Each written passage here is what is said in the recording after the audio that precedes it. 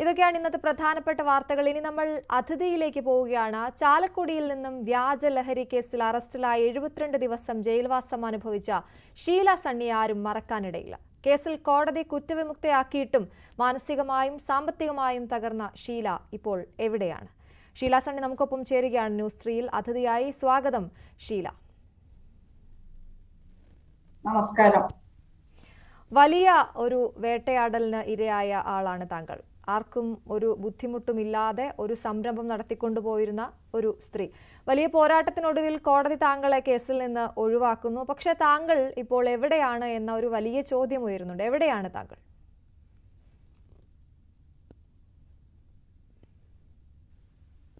ഞാനിപ്പോ ഉള്ളത് മദ്രാസിലാണ്. ഇപ്പൊ ഇവിടെ ഒരു ഡേ കെയറിലാണ് ഞാനിപ്പോ വർക്ക് ചെയ്തുകൊണ്ടിരിക്കുന്നത്. ഈ കേസ് കഴിഞ്ഞ് ഞാൻ പുതിയതായിട്ട് പാർലറൊക്കെ തുടങ്ങിയതായിരുന്നല്ലോ. ആ പാർലറിൽ എനിക്ക് അത് വിജയിച്ചില്ല, വർക്കൊന്നും ഉണ്ടായില്ല. പിന്നെ ഈ പ്രശ്നത്തിന് ശേഷം എനിക്ക് ഭയങ്കര മാനസികമായിട്ട് ഞാൻ കുറെ വിഷമങ്ങളൊക്കെ അനുഭവിച്ചു. പിന്നെ എനിക്ക് സാമ്പത്തികമായിട്ടുള്ള ബാധ്യത ഉണ്ടായി. അപ്പൊ എനിക്ക് അവര് തണലുകാരാണ് എനിക്കത് രണ്ടാമതും തുടങ്ങി തന്നത്. പക്ഷെ അത് എനിക്ക് കൊണ്ടുപോകാൻ പറ്റില്ല മുന്നോട്ട്. അപ്പൊ എനിക്കിങ്ങനെ അത് ഞാൻ പിന്നെ വേറെ ആൾക്ക് കൈമാറി. ഞാനിപ്പോ ഇവിടെ ചെന്നൈയിലാണ് ഉള്ളത്. തീർച്ചയായിട്ടും താങ്കൾ ഇപ്പോൾ ചെന്നൈയിലാണുള്ളത്. കേരളം വിടാൻ സാമ്പത്തിക പ്രശ്നങ്ങൾ രൂക്ഷമാണ് എന്ന് താങ്കൾ പറഞ്ഞു. അതിനപ്പുറത്തേക്ക് ഈ കേസുമായി ബന്ധപ്പെട്ട് എന്തെങ്കിലും ഭീഷണി ഉണ്ടായിരുന്നു കേരളത്തിൽ നിൽക്കുന്നത്? ഇല്ല ഇല്ല ഇല്ല ഇല്ല, അങ്ങനത്തെ ഭീഷണി ഒന്നും ഉണ്ടായില്ല. ഞാൻ ഈ കേസ് കഴിഞ്ഞിട്ട് നമ്മൾ രണ്ടാമതും പാർലർ തുടങ്ങിയപ്പോ അത് കസ്റ്റമറൊക്കെ ഭയങ്കര കുറവായി. പിന്നെ അങ്ങോട്ട് മുന്നോട്ട് പോകും. പിന്നെ ഏറ്റവും മെയിൻ കാരണം നമുക്ക് സാമ്പത്തികമായിട്ടുള്ള പ്രശ്നം തന്നെയാണ്. എനിക്ക് കുറച്ച് ബാധ്യതകളൊക്കെ ഉണ്ടായി. പക്ഷെ അത് പാർലർ വെച്ചിട്ട് എനിക്ക് അതൊന്നും ചെയ്യാൻ പറ്റുന്നുണ്ടായില്ല. പിന്നെ ഈ കേസിനായി വന്ന് എനിക്ക് മാനസികമായിട്ടുള്ള, പിന്നെ കുറെ പേര് എന്നെ സപ്പോർട്ട് ചെയ്തെങ്കിലും കുറെ എന്നെ അറിയുന്ന വ്യക്തികളൊക്കെ നമ്മൾ ഈ കേസ് കഴിഞ്ഞിട്ടും എന്നെ കുറെ കുറ്റപ്പെടുത്തുകയൊക്കെ ചെയ്ത്, അങ്ങനെ പിന്നെ കുടുംബക്കാരൊക്കെ അങ്ങനെയായിട്ട് എനിക്ക് കുറച്ചൊന്ന് മാറി നിൽക്കണം എന്ന് തോന്നി അവിടുന്ന്. അങ്ങനെയാണ് ഞാൻ അവിടുന്ന് മാറിയത്. ജീവിക്കാൻ വേണ്ടിയുള്ള നെട്ടോട്ടമായിരുന്നു. തീർച്ചയായിട്ടും വ്യക്തമാണ് താങ്കളുടെ സാഹചര്യം. ഈ കുടുംബത്തെക്കുറിച്ച് പറയുമ്പോൾ മകനും മരുമകളും താങ്കൾക്കെതിരായിരുന്നു. താങ്കൾ അത് പല അഭിമുഖങ്ങളിലും പറഞ്ഞതാണ്. ഈ കേസിന് പിന്നിൽ മരുമകളുടെ അനുജത്തിയും സുഹൃത്തുമാണെന്ന കാര്യങ്ങളൊക്കെ ബോധ്യമുള്ളതാണ് എല്ലാവർക്കും. അവരല്ലാതെ മറ്റാരും കേരളത്തിൽ നിൽക്കാൻ പിന്തുണയുമായി താങ്കൾക്ക് ഉണ്ടായിരുന്നില്ലേ? ഇല്ല, നമുക്ക് അങ്ങനെ വേറെ ആരായിട്ടും നമുക്ക് പിന്തുണ ഉണ്ടായില്ല. മകളിപ്പോഴും ഉണ്ട്, ഹസ്ബൻഡും ഉണ്ട്. പക്ഷെ വേറെ ആരും നമുക്ക് അങ്ങനെ എന്നിട്ട് ഈ പ്രശ്നം കഴിഞ്ഞ പിന്നെ അന്ന് ഞാൻ പറഞ്ഞില്ലേ, ഞാൻ മാനസികമായിട്ട് ഭയങ്കരമായിട്ട് കുറെ സ്ട്രഗിൾ അനുഭവിച്ചു. എനിക്ക് അങ്ങനെ നിൽക്കാൻ പറ്റാതെ എനിക്കിപ്പോ അവര് നല്ല മനസ്സോടുകൂടി തണലുകാരെ എനിക്ക് തുടങ്ങി തന്നതാണ്. പക്ഷെ ഞാനും അത് സന്തോഷത്തോടു കൂടിയാണ് സ്വീകരിച്ചത്. രണ്ടാമതും ഒരു പുതിയ ജീവിതത്തിലേക്ക് ഒരു കടക്കാമെന്ന് വിചാരിച്ചിട്ടൊക്കെയാണ് അങ്ങനെ തുടങ്ങിയത്. പക്ഷെ എനിക്ക് അവിടെ ഇപ്പൊ അടുത്തുള്ളവരൊക്കെ ആണെങ്കിലും എന്നെ ഒറ്റപ്പെടുത്തുക, അങ്ങനെയൊക്കെ ആയിട്ട്. പിന്നെ ഏറ്റവും മെയിൻ കാരണം, ഇപ്പൊ ആരും ഒന്ന് ഒറ്റപ്പെടുത്തിയെങ്കിലും എനിക്ക് വിഷമല്ല. എനിക്ക് എന്നെ അറിയാം, ഞാനൊരു തെറ്റും ചെയ്തിട്ടില്ല എന്നറിയാം. ഏറ്റവും മെയിൻ കാരണം എനിക്ക് സാമ്പത്തികമായിട്ടുള്ള ബുദ്ധിമുട്ട് തന്നെയാണ്. എനിക്ക് കുറച്ച് ബാധ്യതയുണ്ട്. അപ്പൊ അത് തീർക്കണമെങ്കിൽ എനിക്ക് പാർലർ വെച്ചിട്ട് എനിക്ക് വാടക കൊടുക്കാൻ തന്നെ എനിക്ക് ഭയങ്കര ബുദ്ധിമുട്ടായിരുന്നു. അങ്ങനെയാണ് ഞാൻ പിന്നെ എൻ്റെ ഒരു കൂട്ടുകാരി വഴിയായിട്ടാണ് ചെന്നൈയിലേക്ക്, ഇവിടെ ഒരു ഡേ കെയറിലേക്ക് അങ്ങനെ വന്നത്. ഈ കേസിന്റെ പുതിയ അപ്ഡേഷൻ അതെന്താണ്? ഈ മയക്കുമരുന്ന് താങ്കളുടെ വണ്ടിയിലും ബ്യൂട്ടി പാർലറിലും ഒക്കെ ഉണ്ടെന്ന് വിളിച്ചു പറഞ്ഞ ആളുണ്ടല്ലോ എക്സൈസിനോട്, അയാളോട് ഉടൻ ഹാജരാകണമെന്നൊക്കെ കോടതി പറഞ്ഞിട്ടുണ്ടല്ലോ. താങ്കൾക്ക് ലഭിക്കുന്ന ആ വിവരങ്ങൾ എന്തൊക്കെയാണ് കേസിനെ കുറിച്ച്? എനിക്ക് അതിനെ കുറിച്ചൊന്നും അറിയില്ല. ഞാൻ ഇവിടെയാണല്ലോ, എനിക്ക് ഇങ്ങനെ വരുന്ന ന്യൂസ് എനിക്ക് ഓരോരുത്തർ അയച്ചു തന്നിട്ടാണ് ഞാനിത് കാണുന്നത്. അപ്പൊ ഇപ്പൊ ഹൈക്കോടതി ആളുടെ ജാമ്യാപേക്ഷ തള്ളി, അത് സുപ്രീം കോടതിയും തള്ളി. എന്നിട്ടും ഇതുവരെ ആളെ അറസ്റ്റ് ഒന്നും ചെയ്തിട്ടില്ല. അതിന്റെ പിന്നിൽ എന്താ ഗൂഢാലോചന?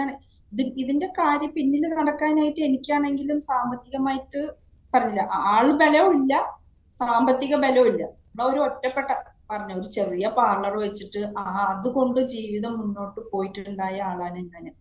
അങ്ങനെയാണ് എനിക്ക് പെട്ടെന്ന് ഇങ്ങനെ ഈ കേസ്.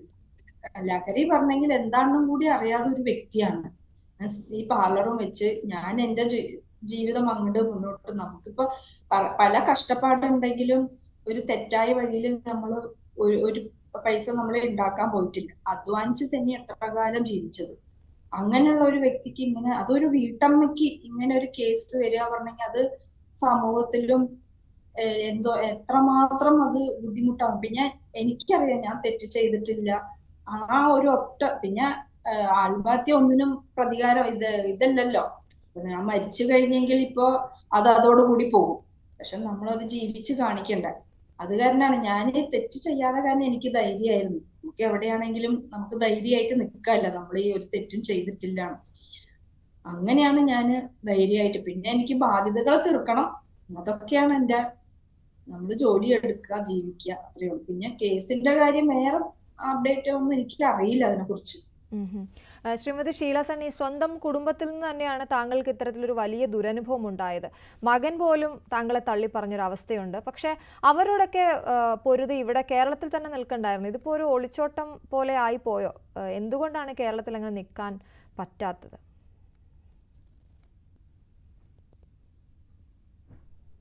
അല്ല, ഞാൻ പറഞ്ഞില്ലേ, ഒളിച്ചോട്ടമല്ല അത്. ഞാൻ പറഞ്ഞ മെയിൻ കാരണം, എനിക്കിപ്പോ എന്നെ ആര് കുറ്റപ്പെടുത്തിയെങ്കിലും എനിക്ക് വിഷമല്ല. എനിക്കറിയാം എന്നെ കുറിച്ച്. ഞാൻ പറഞ്ഞില്ലേ, ഞാൻ പോവാൻ മെയിൻ കാരണം എനിക്ക് സാമ്പത്തികം തന്നെയാണ്. എനിക്ക് ബാധ്യതകളുണ്ട്, അതെനിക്ക് തീർക്കണം. പാർലർ വെച്ചിട്ട് എനിക്ക് വാടക കൊടുക്കേണ്ട കൂടി എനിക്ക് പറ്റില്ലായിരുന്നു. അത്രയ്ക്ക് എനിക്ക് വർക്ക് ഭയങ്കര കുറവായിരുന്നു. ഞാൻ 1 വർഷം ഞാൻ പിടിച്ചു നിന്നു. പക്ഷെ ഇനിയും മുന്നോട്ട് എനിക്ക് കൊണ്ടുപോകാൻ പറ്റുന്നില്ല. അതാണ് ഏറ്റവും മെയിൻ കാരണം. അല്ലാണ്ട് ഇപ്പൊ നാട്ടുകാരെയോ അവരെയോ പേടിച്ചിട്ടല്ല ഞാൻ ഒളിച്ചോടിയത്. സാമ്പത്തികമാണ് എന്റെ മെയിൻ പ്രശ്നം.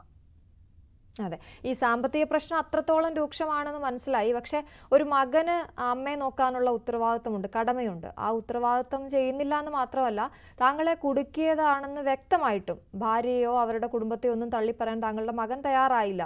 ആ മകനോട് താങ്കൾക്ക് എങ്ങനെ ക്ഷമിക്കാൻ പറ്റി? അല്ല, അത് മക്കൾക്ക് അങ്ങനെ, ഞാൻ ആരെയും കുറ്റപ്പെടുത്തുന്നില്ല. ഇങ്ങനെ ഒരു അവസ്ഥ എനിക്ക് വന്നു. ഇതിപ്പോ അവരെയും കുറ്റപ്പെടുത്തിയിട്ട് കാര്യമില്ല. അത് എങ്ങനെയാന്ന് നമ്മളത് മുന്നോട്ട് അതിജീവിക്കണം. അതാണ് എന്റെ ഇത്. ഇപ്പൊ അവരെ ചാനലിന്റെ മുമ്പിൽ വന്നിരുന്നിട്ട് അവരെയും ഇവരെയും കുറ്റപ്പെടുത്തിയിട്ട് കാര്യമില്ലല്ലോ. അതാണ്, ജയിലിൽ കിടന്നപ്പോഴും ഇങ്ങനെ തന്നെയായിരുന്നു, ഈ മനോഭാവത്തിൽ തന്നെ ആയിരുന്നു ശ്രീമതി ഷീല സണ്ണി? ചെയ്യാത്ത കുറ്റത്തിന് കുറെ അനുഭവിച്ചതല്ലേ, ഒരിക്കലും പുറത്തു വരരുതെന്ന് കരുതി തന്നെയാണ് മയക്കുമരുന്ന് കേസിൽ കുടുക്കിയത്. ആരാണ് ഇത് ചെയ്തതെന്ന് വ്യക്തമായിട്ട് താങ്കൾക്ക് തന്നെ ധാരണയുമുണ്ട്. എന്താണ് കാരണമെന്ന് താങ്കൾക്ക് ഇപ്പോഴും അറിയുകയില്ല. എന്നിട്ടും അവരോടൊക്കെ എങ്ങനെ ക്ഷമിക്കാൻ പറ്റുന്നു? ജയിലിലും ഇങ്ങനെ തന്നെയായിരുന്നു, ഈ മനോഭാവത്തിൽ തന്നെ ആയിരുന്നു? ഇത് ക്ഷമിക്കാ പറഞ്ഞെങ്കിൽ അങ്ങനെ അവർക്ക് എന്തായെങ്കിലും ശിക്ഷ കിട്ടണം. തെറ്റ് ചെയ്തിട്ടുണ്ടെങ്കിൽ ഇപ്പൊ ആരാണെങ്കിലും, മകനാണെങ്കിലും മരുമോളാണെങ്കിലും അനിയത്തിയാണെങ്കിലും ആർക്കാണെങ്കിലും ശിക്ഷ കിട്ടും. അതിന് ഞാൻ ഉറച്ചു നിൽക്കുന്നുണ്ട്. അപ്പൊ ആരെയും ഞാൻ അവരെ ക്ഷമിക്കണില്ല, പക്ഷെ ഞാൻ കുറ്റപ്പെടുത്തുന്നില്ല, അത്രയേ ഉള്ളൂ. അപ്പൊ അവര് അങ്ങനെ ചെയ്ത് പറയാനുണ്ടെങ്കിൽ കുറെ കാര്യങ്ങൾ നമുക്ക് പറയാനുണ്ട്. പക്ഷെ നമ്മളത് ചാനലിന്റെ മുമ്പിൽ വന്നിരുന്ന് എനിക്കത് അങ്ങനെ പറയുന്നതിനോട് താല്പര്യം ഇല്ല. പിന്നെ അവര് തെറ്റ് ചെയ്തിട്ടുണ്ടെങ്കിൽ എന്തായെങ്കിലും അവർക്ക് ശിക്ഷ കിട്ടണം. അതില് ഞാൻ ഉറച്ച് നിൽക്കുന്നുണ്ട്. ഈ ചാനലിന് മുന്നിൽ വന്ന് അതിനെക്കുറിച്ചൊന്നും കുടുംബകാര്യങ്ങളൊന്നും പറയുന്നില്ല എന്ന് താങ്കൾ പറയുന്നു. അത് താങ്കളുടെ മാന്യത. പക്ഷെ ഇത്രയുമായിട്ടും മകൻ താങ്കളെ വിളിക്കുകയോ ആശ്വസിപ്പിക്കുകയോ അല്ലെങ്കിൽ എന്തെങ്കിലും രീതിയിൽ കുറ്റസമ്മതം നടത്തുകയോ ഒക്കെ ചെയ്തിട്ടുണ്ടോ? അത് ആദ്യമൊക്കെ പറഞ്ഞിട്ടുണ്ടായി, അവരെല്ലാം ചെയ്തത് അങ്ങനെയൊക്കെ പറഞ്ഞിട്ടുണ്ടായി. പക്ഷെ നമുക്കും ഈ പറയുന്ന ഈ നാരായണദാസിനെ എനിക്കറിയില്ല. സത്യമായിട്ട് ഈ നാരായണദാസിന്റെ പേര് ഞാൻ കേൾക്കണതിന് ചാനലിൽ വരുമ്പോഴാണ് ഞാൻ കേൾക്കണത്. ഈ ഒരു അറിയാത്ത വ്യക്തി എന്നെ എന്തിനാണ് ഇങ്ങനെ ചെയ്യേണ്ട കാര്യം? പിന്നെ ഞാനൊരു സാധാരണ സ്ത്രീ, എനിക്ക് ഈ മയക്കം വരുന്ന ആളുകളായിട്ട് ആരായിട്ടും എനിക്കൊരു അടുപ്പമില്ല. സാധാരണയായിട്ട് ജീവിച്ചു പോണ ഒരാള്, അല്ലാണ്ട് എന്നെ അങ്ങനെ കൊടുക്കാനായിട്ടും ആർക്കും അത് ഞാൻ അത്ര വലിയ ആളൊന്നും അല്ലല്ലോ. ഇപ്പൊ സാമ്പത്തികമായിട്ടോ ഒന്നും കഴിവുള്ള ഒരാളല്ല. എനിക്ക് സ്വത്തോ ഒന്നും ഇല്ലാത്ത ഒരു വ്യക്തിയാണ് ഞാൻ. സാധാരണ എന്റെ ജീവിതം ഞാൻ തന്നെ മുന്നോട്ട് കൊണ്ടുപോയിക്കൊണ്ടിരിക്കുകയാണ്. അങ്ങനെയുള്ള എന്നെ കൊടുക്കണം പറഞ്ഞ എനിക്കും ഇപ്പോഴും മനസ്സിലാവാത്ത കാര്യം അതാണ്. എന്തിനു വേണ്ടിയാണ് ഇത് ഇങ്ങനെ ചെയ്തത്? ഞാൻ അങ്ങനെ ഒരു ഉപദ്രവിക്കണ ഒരു അമ്മായിമ്മയോ അങ്ങനെ ഒന്നുമല്ല. ഞാൻ എല്ലാരായിട്ടും ഒരു സമാധാനത്തില് പോവാൻ ആഗ്രഹിക്കുന്ന ഒരാളാണ്. പക്ഷെ എനിക്കും അറിയണം ഇത് എന്തിനാണ് ഇങ്ങനെ ചെയ്തത്. അങ്ങനെ ഇപ്പോഴും എനിക്ക് അറിയാതൊരു ഇതാണ്, എന്തിനു വേണ്ടിയായിരുന്നു ഇങ്ങനെ ഇപ്പൊ എന്നെ വീട്ടിൽ നിന്ന് ഒഴിവാക്കണമാണെങ്കിൽ എന്നോട് പറയാമായിരുന്നു. ഇപ്പൊ അവർക്ക് തനിച്ച് നിൽക്കണം അങ്ങനെയൊക്കെ പറയാമായിരുന്നു. പക്ഷെ എന്തിനാണ് എനിക്ക് ഇപ്പോഴും മനസ്സിലാവുന്നില്ല അത്. ഇപ്പോഴും ആ കാരണം അറിയാതെ താങ്കൾ ചെന്നൈയിലാണ് ഉള്ളത്. കേരളത്തിൽ നിന്ന് പോയതിന് കാരണം പറഞ്ഞത് സാമ്പത്തിക ബുദ്ധിമുട്ട് അത്രത്തോളം ഉണ്ടായിരുന്നു എന്നാണ്. മുഴുവനായിട്ടും ചെന്നൈയിലേക്ക് പോയതാണോ അതോ മടങ്ങി വരവുണ്ടോ കേരളത്തിലേക്ക്? ഞാനിപ്പോ എല്ലാ മാസവും വരുന്നുണ്ടല്ലോ. ഞാനിപ്പോ ഒക്ടോബറിലാണ് ഇവിടെ വന്നത്. ഞാനിപ്പോ എല്ലാ മാസം ലീവിന്, ഇപ്പൊ ക്രിസ്മസ് ലീവിന് 10 ദിവസം നാട്ടിൽ വന്നിട്ടുണ്ടായി. കഴിഞ്ഞ മാസം 2 ദിവസം വന്നിട്ടുണ്ടായി. അങ്ങനെയൊന്നുമില്ല. ഞാന് ഒളിച്ചോടി വന്നതൊന്നുമല്ല ഇവിടെ. ഞാനിപ്പോ ഒരു ജോലി ചെയ്യാൻ വേണ്ടിയിട്ട് എനിക്ക് കിട്ടണ വരുമാനം ഇപ്പൊ എനിക്കൊരു അമൗണ്ട് മാസം കിട്ടുന്നുണ്ട്. അപ്പൊ അത് എനിക്ക് എന്റെ ബാധ്യതയിലേക്ക് എനിക്ക് കൊടുക്കാൻ വേണ്ടിയിട്ട് അങ്ങനെയാണ് ഞാൻ വന്നത്. അല്ലാണ്ട് കേരളത്തിൽ നിന്ന് ഒരു ഒളിച്ചോട്ടൊന്നുമില്ല. കേരളത്തിലേക്ക് എന്തായെങ്കിലും ഞാൻ വരും. എന്റെ ബാധ്യത ഒന്ന് കഴിയുമ്പോ ഞാന് കേരളത്തിലേക്ക് വരും. ഇപ്പൊ അടുത്ത മാസം വരാനായിട്ട് ഇരിക്കുകയാണ്. ഇവിടെ കേരളത്തിലേക്ക് എത്തുമ്പോൾ എവിടെയാണ് തങ്ങാറ്? ഭർത്താവ് താങ്കൾക്കൊപ്പമാണോ, ചെന്നൈയിലാണോ ഉള്ളത് അതോ നാട്ടിലുണ്ടോ? ആള് അവിടെ തൃശ്ശൂരാണുള്ളത്, ചാലക്കുടിയില്. ഞങ്ങളൊരു വീട് എടുത്തിട്ടുണ്ട്. അവിടെ ഞങ്ങള് വാടകയ്ക്ക് വീട് എടുത്തിട്ട് താമസിക്കുന്നു. പിന്നെ മോളുടെ വീടും അടുത്താണല്ലോ.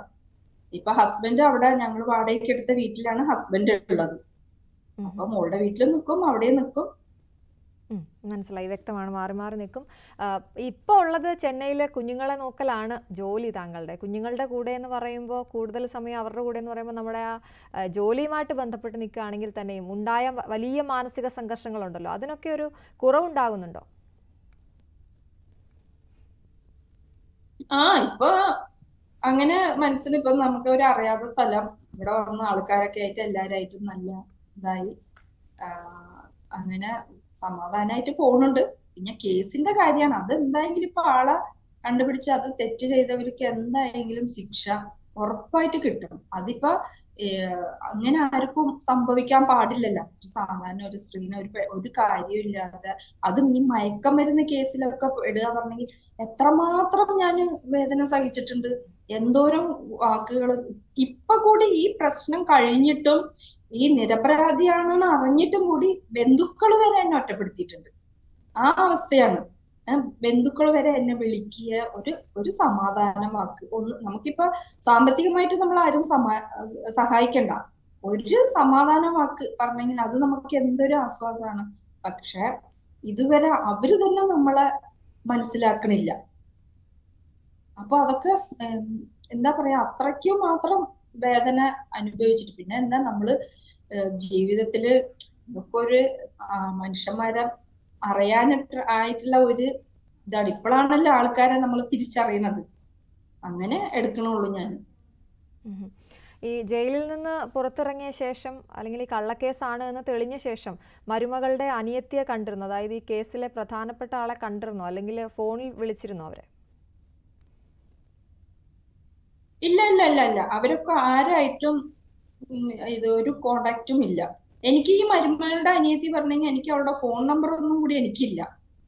അപ്പൊ അനിയത്തിയുടെ നമ്പർ എനിക്ക് അതായത് ഈ സംഭവം നടക്കുമ്പോ മോന്റെ കല്യാണം കഴിഞ്ഞിട്ട് 1 വർഷം 4 മാസം എന്തോ ആയിട്ടുള്ളൂ. അല്ലാണ്ട് കുറെ കാലങ്ങളൊന്നും ആയിട്ടില്ല കല്യാണം കഴിഞ്ഞിട്ട്. ഈ 1 വർഷം ഈ 4 മാസത്തിനുള്ളിലാണ് ഇവര് ഇങ്ങനെ ചെയ്തത്. അതിൻ്റെ ഉള്ളില് അതിന് പറഞ്ഞെങ്കിൽ ഞാൻ വീട്ടിലധികം ഉണ്ടാവില്ല. ഞാൻ കാലത്ത് പാർലറിൽ വന്നെങ്കിൽ രാത്രി 8 മണിയൊക്കെ ആവും വീട്ടിലെത്താനായിട്ട്. പിന്നെ ഫുൾ ടൈം അവളുടെ വീട്ടിലൊക്കെ ഉള്ളത്. അപ്പൊ അതിന്റെ ഇടയ്ക്ക് എന്തിട്ടാ പ്രശ്നമാണ് എനിക്ക് മനസ്സിലാവുന്നില്ല ഇങ്ങനെ ചെയ്യാനായിട്ട്. ഞാൻ എല്ലാ ചാനലും പറഞ്ഞിട്ടുണ്ട്, എനിക്കും അറിയില്ല അത് എന്തിനു വേണ്ടിയാ ചെയ്തതാണ്. പിന്നെ അവരുടെ ഫാമിലി ആയിട്ടും നമ്മൾ ഒരു കണക്ഷനും ഇല്ല. അതെ, ഈ LSD സ്റ്റാമ്പ് ആയിരുന്നല്ലോ വില്ലൻ, അത് കയ്യിൽ വെച്ചു എന്ന കള്ളക്കേസിലാണ് താങ്കൾ അറസ്റ്റിലായത്. ഇതുവരെ അങ്ങനെ ഒരു സാധനം കണ്ടിട്ടേ ഇല്ല, അല്ലെങ്കിൽ മയക്കുമരുന്നിനെ കുറിച്ച് അറിയുകയില്ല എന്നാണ് താങ്കൾ പല ഇന്റർവ്യൂവിലും പറഞ്ഞിട്ടുള്ളത്. ജീവിതത്തിൽ ഇത്രയും പ്രശ്നമുണ്ടാക്കിയ മയക്കുമരുന്നുകളെ കുറിച്ച് എന്താണ് പറയാനുള്ളത്?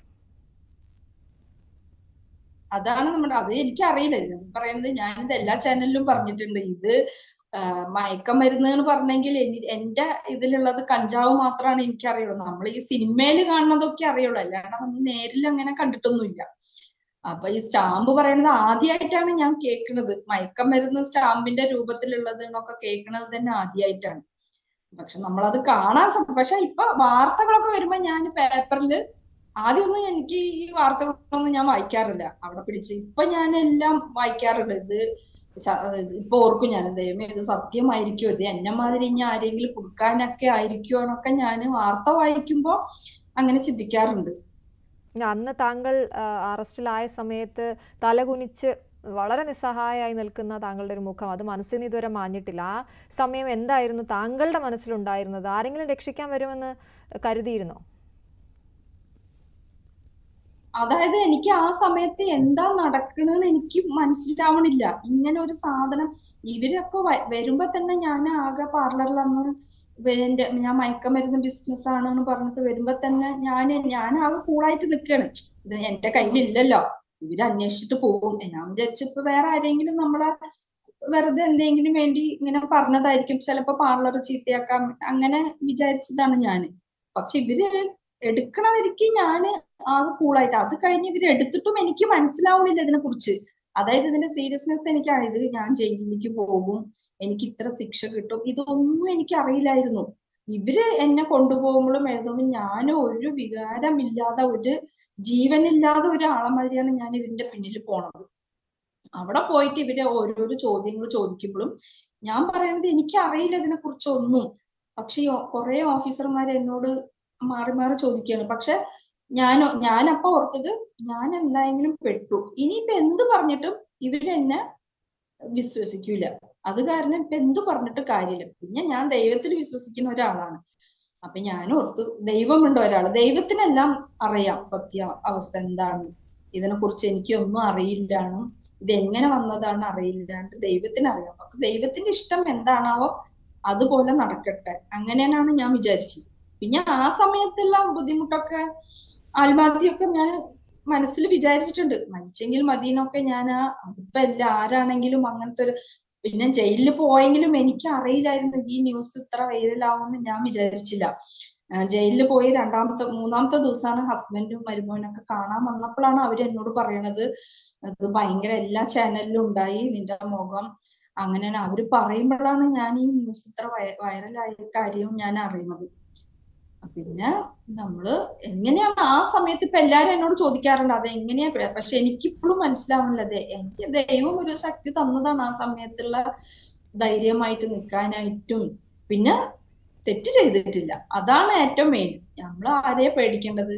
നമ്മൾ ഒരു തെറ്റും ചെയ്തില്ലെങ്കിൽ പേടിക്കേണ്ട കാര്യമില്ലല്ലോ. അതാണ് ധൈര്യത്തോടു കൂടി.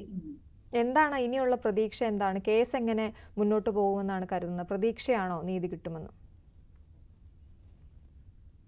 കേസിനെ കുറിച്ച് ഇപ്പൊ സുപ്രീം കോടതി പറഞ്ഞിട്ടുണ്ടല്ലോ 3 മാസത്തിന്റെ ഉള്ളിൽ ഇതിന്റെ ഇത് സമർപ്പിച്ച് കേസ് ക്ലോസ് ചെയ്യണമെന്ന്. അപ്പൊ അതിന്റെ ഉള്ളില് എന്തെങ്കിലും നീതി കിട്ടും എന്ന് ഞാൻ ഉറപ്പായിട്ട് വിശ്വസിക്കുന്നു. നീതി കിട്ടും, കിട്ടാതിര സത്യം എന്നായെങ്കിലും ജയിക്കുമല്ലോ. അതില് പിന്നെ അവരുടെ ഇതൊന്നും എനിക്കറിയില്ല. ഞാൻ ആരുടെ കാര്യം ഫുൾ ഡീറ്റെയിൽസ് എനിക്ക് കേസിന്റെ കാര്യം അറിയില്ല. പിന്നെ ന്യൂസ് ഇങ്ങനെ വരുന്നത് ഓരോരുത്തർ, ഇപ്പൊ കഴിഞ്ഞ പ്രാവശ്യം ഇത് ഹൈക്കോടതി ജാമ്യം നിഷേധിച്ചതും ഇങ്ങനെ ഓരോരുത്തർ എനിക്ക് ഇങ്ങനെ അയച്ചു തരുമ്പോഴാണ് ഞാൻ ഈ കേസ് നോക്കുന്നത്. തീർച്ചയായിട്ടും താങ്കൾക്ക് നീതി കിട്ടണം. വലിയ പോരാട്ടമാണ് താങ്കൾ നടത്തിയത്. ഇനിയും അത് മുന്നോട്ട് പോകട്ടെ. ചെന്നൈയിലാണുള്ളത്, ജോലി ചെയ്ത് ജീവിക്കുന്നു, അതിൽ അഭിമാനമുണ്ട്. എന്തായാലും ഞങ്ങൾക്ക് അതിഥിയായി എത്തിയതിന് വളരെയധികം നന്ദി ശ്രീമതി ഷീല സണ്ണി. ഇനി നമുക്ക് അറിയാം.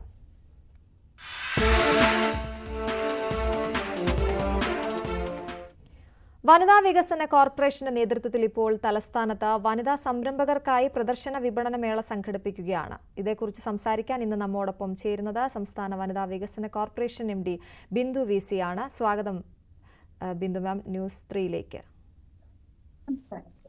എസ്കലേറ എന്നാണ് പേര്. ഇത്തരത്തിലൊരു മേള സംഘടിപ്പിക്കുന്നതിന്റെ ഒരു ലക്ഷ്യം, അതിൽ നിന്ന് നമുക്ക് തുടങ്ങാം.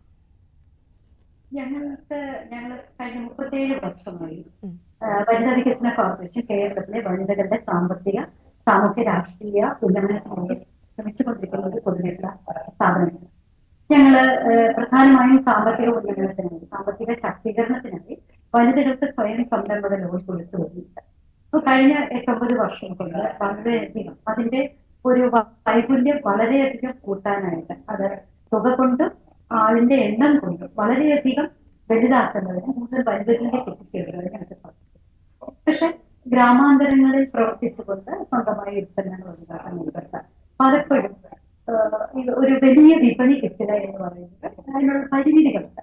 ഈ പരിമിതിയെ മുറിച്ചു കടന്ന് അവരുടെ ഉൽപ്പന്നങ്ങളെ കൂടുതൽ പേർക്ക് പരിചയപ്പെടുത്തുന്നതിനും ആ പരിചയപ്പെടുത്തുന്നതിന് വേണ്ടിയിട്ടുള്ള യാത്രയിലും ആ പരിചയപ്പെടുത്തുന്നതിലും ഒക്കെ കൂടി ഒരു ഒരു ഡെവലപ്മെന്റ്, ഒരു കോൺഫിഡൻസ് ബിൽഡിംഗ് ഈ ഞങ്ങളുടെ സംരംഭങ്ങൾക്ക് ഉണ്ടാകുന്നതിന് വേണ്ടിയിട്ടാണ് ഞങ്ങൾ എസ്കലേറ ആരംഭിക്കുന്നത്. ഇത് 2020 കോഴിക്കോട് കടപ്പുറത്താണ് ഞങ്ങൾ ആദ്യത്തെ പതിപ്പ് ചെയ്യുന്നത്. അവിടെ ഏകദേശം 110ഓളം വനിതാ സംരംഭകരെ കേരളത്തിലേക്ക് മാത്രം പുറത്തുനിന്നുള്ളവരും ഉണ്ടായിരുന്നു, പങ്കെടുത്തു. അതിന്റെ ഒരു വിജയമാണ് ഇപ്പോൾ ഇത് തിരുവനന്തപുരത്ത് ആവർത്തിക്കുന്നതിന് ഞങ്ങൾക്ക് പ്രേരിതമാണ്. തീർച്ചയായിട്ടും ഈ സംരംഭകർക്ക് ഇത് എത്രത്തോളം പ്രയോജനം ചെയ്തു എന്നുള്ളത് താങ്കൾക്ക് അത് സംബന്ധിച്ച് എങ്ങനെയാണ് വിവരങ്ങൾ? ഞങ്ങൾക്ക് 2 തരത്തിലാണ് ഇത് അവരെ ഡെവലപ്പ് ചെയ്തതിൽ പ്രധാനമായിട്ട്. അതായത് ഒന്ന്, അവർക്ക് വിപണി കണ്ടെത്താൻ പറ്റിയത് വലിയൊരു വിപണി ഒരു 7 ദിവസത്തേക്കാണെങ്കിൽ പോലും അവർക്ക് കൂടുതൽ ആൾക്കാരിലേക്ക് അവരുടെ ഉൽപ്പന്നങ്ങളെ എത്തിക്കാൻ സാധിച്ചിട്ടുണ്ട്. അതിലൂടെ സാമ്പത്തികമായിട്ട് ആ വിപണനത്തിലൂടെ അവർക്ക് കിട്ടുന്ന ഒരു സാമ്പത്തിക ലാഭം ഉണ്ടാകുന്നുണ്ട്. അതോടൊപ്പം തന്നെ ഇവർക്ക് ഒരു സാമൂഹ്യമായിട്ടുള്ള ഒരു സാമൂഹ്യവും ഒരു മാനസികവുമായിട്ടുള്ള ഒരു വികസനം സാധ്യമായിട്ടുണ്ട്. അതാണ് ഞാൻ പറഞ്ഞ 2 തരത്തിലാണ്. അതായത് ഇവരിവിടെ വരുന്നു, അവരുടെ ഉൽപ്പന്നങ്ങളുമായിട്ട് നഗരത്തിലേക്ക് വരുന്നു, അവർ പുതിയ കസ്റ്റമേഴ്സിനെ കണ്ടെത്തുന്നു, അതൊന്ന്.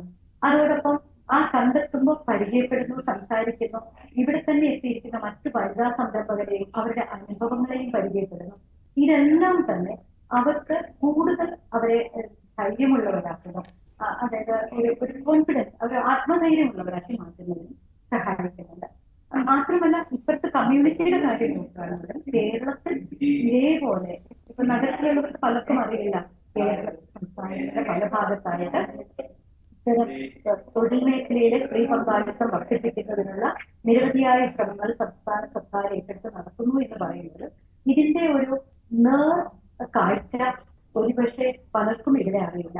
ഇത് ഞങ്ങൾ അതും കൂടി ആ കമ്മ്യൂണിറ്റി ഇതിൽ നിന്ന് പ്രയോജനപ്പെടുന്നത്, ഇത്തരം പുതിയ ഉൽപ്പന്നങ്ങൾ കാണാന്, ഇത്തരം സ്ത്രീകളെ പരിചയപ്പെടാന്, വിപരീത സാഹചര്യത്തോട് പൊരുതി മുന്നേറി വന്ന ഇവരെ പരിചയപ്പെടുന്നത് ഒരുപക്ഷെ നഗരത്തിലെ കമ്മ്യൂണിറ്റിയിലുള്ളവർക്കും ഒരുപാട് പ്രയോജനമാകുന്നുണ്ടെന്നുള്ളതാണ് ഞങ്ങൾ കണ്ടെത്തുന്നത്.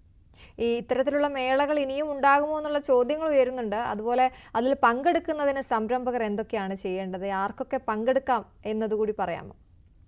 തീർച്ചയായിട്ടും 2 ചോദ്യമാണല്ലോ വന്നത്.